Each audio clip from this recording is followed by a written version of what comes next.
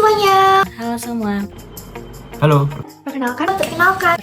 Nama saya Natasha Suraya, biasa dipanggil Kansa, dari kelas E. NIM saya 400-114-2505-0191. Nama aku Marina, NIM aku 214. Nama saya Nuria Siva dengan NIM akhir 123. Nama saya Krisna Evan Kurniawan dengan NIM belakang 204. Pada kesempatan kali ini, kami akan membahas tentang perhitungan PPN dan PPNBM, yang materinya terdiri dari PPN, PPNBM, pajak masukan, pajak keluaran, dan gak lupa ada latihan soalnya juga. Pertama, ada pajak pertambahan nilai atau PPN. Pajak pertambahan nilai atau PPN adalah pemungutan atas pajak konsumsi yang dibayar sendiri sehubungan penyerahan barang kena pajak atau BKP dan atau jasa kena pajak atau JKP. PPN dikenakan pada setiap produksi dan distribusi, mulai dari produsen hingga ke konsumen akhir. Untuk rumus PPN adalah PPN sama dengan 12% dikali DPP nilai lain atau 11/12 dikali DPP. Nah, untuk PPN 12% ini berlaku mulai Januari 2025, sedangkan PPN sebelumnya adalah 11%. Tetapi untuk tarif PPN yang terbaru itu 12%, kalau dihitung dengan PPN yang lain, itu tarifnya sama seperti tarif sebelumnya, yaitu 11%. Selanjutnya ada perhitungan PPN ekspor. Untuk PPN ekspor itu rumusnya PPN ekspor sama dengan tarif PPN ekspor dikali DPP. Apa itu PPNBM atau pajak penjualan atas barang mewah? Jadi, PPNBM adalah pajak yang dikenakan pada barang yang tergolong mewah kepada produsen untuk menghasilkan atau mengimpor barang dalam kegiatan usaha atau pekerjaannya. Jadi, PPNBM hanya dikenakan satu kali pada saat penyerahan barang ke produsen. Nah, jadi, apa contoh barang yang dikenakan PPNBM? Ini ada hunian mewah atau pesawat, balon udara, helikopter, kapal laut, kapal pesiar, yacht, yang selain untuk keperluan negara atau keperluan pariwisata, ada senjata api dan amunisi yang juga selain untuk keperluan negara. Nah, rumus PPNBM adalah tarif PPNBM dikali DPP. Oke, di sini saya akan menjelaskan mengenai pajak masukan. Berdasarkan PMK 18, PMK 3 2021, pajak masukan adalah pajak pertambahan nilai atau PPN yang seharusnya sudah dibayar oleh pengusaha kena pajak atau PKP karena perolehan barang kena pajak atau perolehan jasa kena pajak, pemanfaatan barang kena pajak BKP tidak berwujud dari luar daerah pabean, atau pemanfaatan jasa kena pajak atau JKP dari luar daerah pabean, dan import barang kena pajak BKP. Selanjutnya, materi tentang pajak keluaran. Pajak keluaran adalah pajak pertambahan nilai atau PPN yang dipungut oleh pengusaha kena pajak atau PKP yang melakukan penyerahan barang kena pajak atau BKP, penyerahan jasa kena pajak atau JKP, ekspor BKP berwujud, ekspor BKP tidak berwujud, dan atau ekspor JKP. Selanjutnya ada contoh soal. Yang pertama, contoh soal PPN. Sebuah toko menjual furniture dengan harga 10 juta belum termasuk PPN. Hitunglah besar PPN dan total harga setelah dikenakan PPN. Nah, pertama yang diketahui adalah DPP-nya yaitu 10 juta.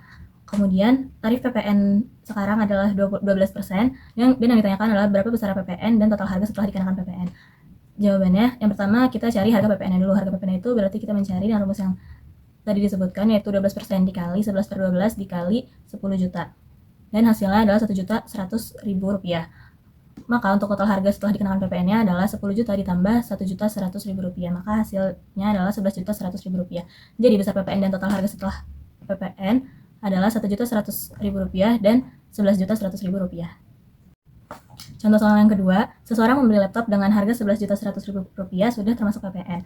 Yang ditanyakan adalah hitunglah nilai PPN dan nilai sebelum dikenakan pajak atau DPP-nya. Nah, diketahui harga jualnya Rp11.100.000 sudah termasuk PPN. PPN saat ini adalah 12%. Yang ditanyakannya, berapa besar PPN dan nilai sebelum pajak atau DPP?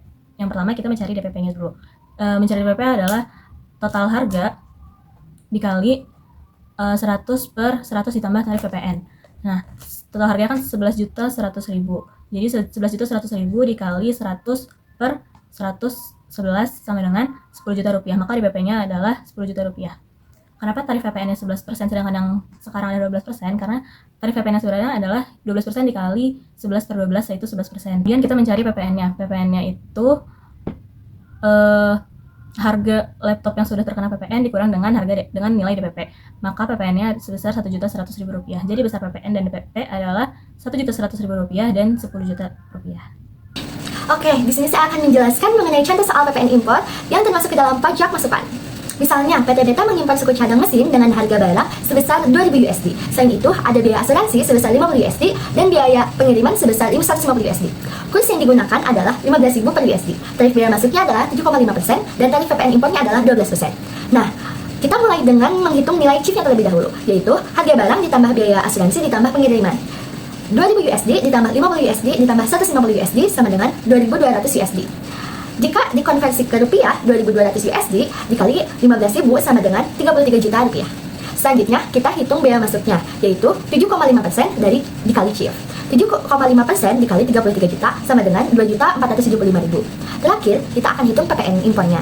Rumusnya adalah tarif PPN dikalikan CIF ditambah bea masuk, sama dengan 12% dikali 33 juta ditambah 2.475.000 sama dengan 12% ditambah 35.475.000 sama dengan 4.257.000. Jadi, total PPN impor yang harus dibayar oleh PT Beta adalah Rp4.257.000. Oke, contoh soal selanjutnya, misalnya PT Sintasa mengimpor barang elektronik dari Hong Kong dengan harga impor chips sebesar 20.000 USD. Barang ini dikenakan bea masuk 20% dari chip, bea masuk tambahan 15% dari chip, dengan kurs 1 USD adalah 10.000, dan tarif PPN impornya sebesar 12%. Nah, kita mulai dengan menghitung bea masuk dan bea masuk tambahannya terlebih dahulu. Bea masuk sama dengan 20% dikali 20.000 USD sama dengan 4.000 USD. Bea masuk tambahan 15% dikali 20.000 USD sama dengan 3.000 USD.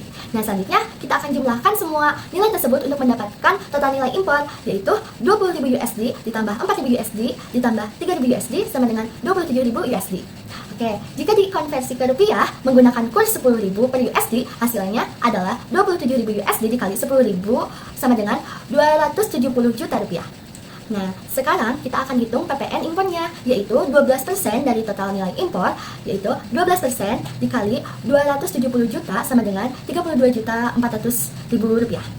Jadi, PPN impor yang harus dibayar oleh PT Sintasa adalah sebesar 32.400.000 rupiah.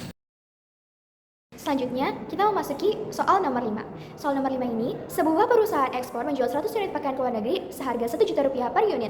Tarif PPN ekspor yang berlaku saat itu adalah 10%. Berapa jumlah PPN ekspor yang harus dibayar? Dari soal ini, kita dapat mengetahui bahwa harga satuan per unitnya itu sebesar 1 juta rupiah. Lalu jumlah unitnya ada 100, dan PPN ekspor yang berlaku saat itu adalah 10%. Lalu ditanyakan, berapa jumlah PPN ekspor yang harus dibayar? Nah, jawabannya yang pertama kita cari terlebih dahulu total harganya dari harga satuan dikali jumlah unitnya, yaitu 1 juta rupiah dikali 100.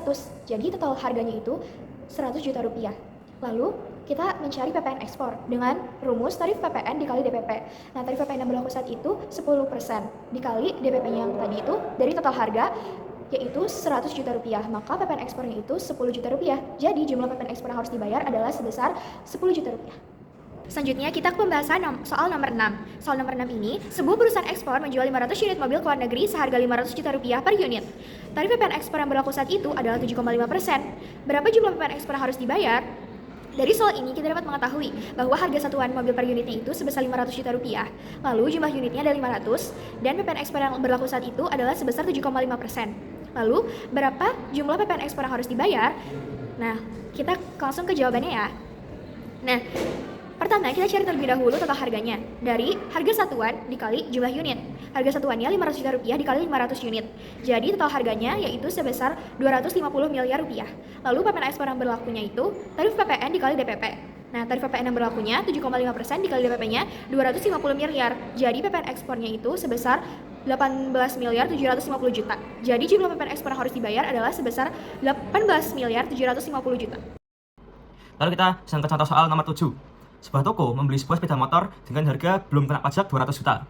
Barang ini sudah termasuk barang kena PPN dan PPN BM, dan tarif PPN BM sebesar 60%. Berapa jumlah yang harus dibayar oleh toko tersebut? Jadi dari soal kita sudah mengetahui bahwa DPP atau dasar pengenaan pajak adalah 200 juta. Lalu juga ada tarif PPN yaitu 12% dan tarif PPN BM sebesar 60%. Yang tanya adalah berapa jumlah yang dibayar. Jadi setelah tarif PPN dikalikan dengan DPP ditambah tarif PPN BM dikalikan dengan DPP, hasilnya keluar ke 344 juta. Lalu kalau kita misal ke contoh berikutnya, Pak Ahmad membeli sebuah mobil sport mewah dengan harga 900 juta. Mobil tersebut dikenakan tarif PPN BM sebesar 40%. Berapakah nilai pajak yang harus dibayar Pak Ahmad untuk mobil tersebut?